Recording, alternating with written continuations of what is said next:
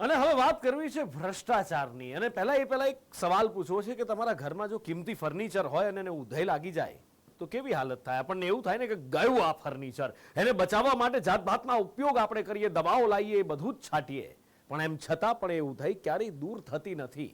અને આવી જ ભ્રષ્ટાચારની ઉધઈ આપણી સિસ્ટમમાં પણ લાગી ગઈ છે. આજે રાજકોટમાં સ્મશાનના લાકડા એ ઉધઈ ખાઈ ગઈ.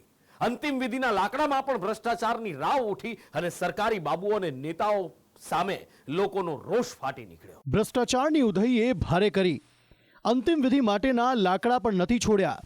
રાજકોટના ભ્રષ્ટાચારીઓએ સ્મશાનના લાકડા પણ કર્યા સફાચટ. રંગીલા રાજકોટથી આવેલા ભ્રષ્ટાચારના એક સમાચારે હાહાકાર મચાવ્યો છે. રાજકોટ મનપાની ભ્રષ્ટાચારની ઉધઈએ અંતિમ વિધિ માટેના લાકડા પણ નથી છોડ્યા. આખો મામલો એવો છે કે વરસાદી સિઝનમાં વૃક્ષ ધરાશાયી થાય તો તેના લાકડા સ્મશાને મોકલવામાં આવે છે, પરંતુ રાજકોટ મનપાના ગાર્ડન શાખાના ભ્રષ્ટાચારીઓ તેને સ્મશાને મોકલવાના બદલે બારોબાર વહીવટ પાડી રોકડી કરી લે છે. સરકારી ચોપડે દર્શાવાયું છે કે આ સિઝનમાં 32 જેટલી લાકડાની ગાડીઓ જુદા જુદા સ્મશાન ગૃહમાં મોકલવામાં આવી, પરંતુ સ્થિતિ કંઈક જુદી છે. રાજકોટના બાપુનગર સ્મશાન ગૃહમાં 3 ગાડી મોકલાઈ હતી, પણ પહોંચી એક જ. તેવી રીતે મોટા મહુવામાં મોકલાઈ 3 ગાડી, પરંતુ પહોંચી એક જ. મવડીમાં પણ 3 ગાડી મોકલાઈ, પરંતુ પહોંચી એક જ. રૈયા ખાતે પણ 4 ગાડી મોકલાઈ, પરંતુ પહોંચી 2 જ. અને પોપટપરા ખાતે 7 ગાડી મોકલાઈ, પરંતુ પહોંચી માત્ર 3. આરોપો પર મોહર મારી છે બાપુનગર સ્મશાન ગૃહના સંચાલકે, જેઓ કહી રહ્યા છે કે જન્માષ્ટમી બાદ એક પણ ગાડી નથી આવી. લાકડાની એક પણ ગાડી નથી આવી. મહાપાલિકાના ગાર્ડન શાખાએ તો એવું કીધું છે કે અમે અલગ અલગ જગ્યાએ કુલ 32 જેટલી ગાડીઓ મોકલી છે. અમને પહોંચ બતાવે અમને ખાટા ચીઠી દઈએ, પહોંચે દઈએ, સિક્કો મારી સહી કરીને દઈએ. એક પણ લાકડું છઠ પછી લાકડું આવ્યું નથી. ઉધઈ સ્મશાનના લાકડા સફાચટ કરી જતા વિપક્ષી નેતા બશરામ સાગઠિયા આક્રમક બન્યા, જેઓએ આરોપ લગાવ્યો કે મનપાના સત્તાધીશો મળદા પર પણ રાજકારણ અને ભ્રષ્ટાચાર કરી રહ્યા છે.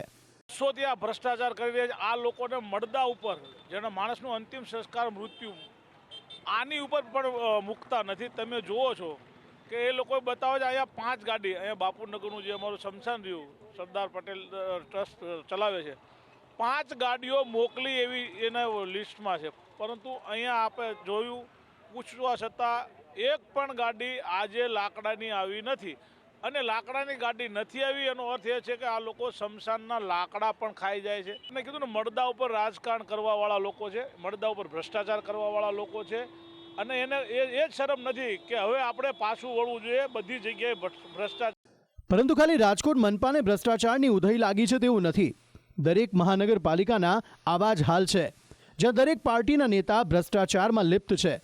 સુરતમાં છેલ્લા 6 વર્ષમાં 8 કોર્પોરેટર લોક પ્રશ્નો ઉકેલવાના બદલે રોકડી કરતા હતા. ગેરકાયદે બાંધકામ, અશાંત ધારાની આડમાં ઉઘરાણીનો ખેલ ચલાવતા હતા. સુરત મનપાના ભાજપના કોર્પોરેટર મીના રાઠોડ 5 લાખની લાંચમાં ઝડપાયા. ભાજપના નેન્સી સુમરા 55,000ની લાંચ લેતા ઝડપાયા. ભાજપના જયંતિ ભંડેરી 50,000ની લાંચમાં. કોંગ્રેસના લીલા સોનવણે 15,000, કોંગ્રેસના કપિલા પટેલ 50,000, કોંગ્રેસના સતીશ પટેલ 15,000. જ્યારે ગુજરાતમાં નવી સવી આવેલી આમ આદમી પાર્ટીના જીતેન્દ્ર કાછડિયા અને વિપુલ સુહાગિયા 10-10 લાખની લાંચમાં ઝડપાયા હતા.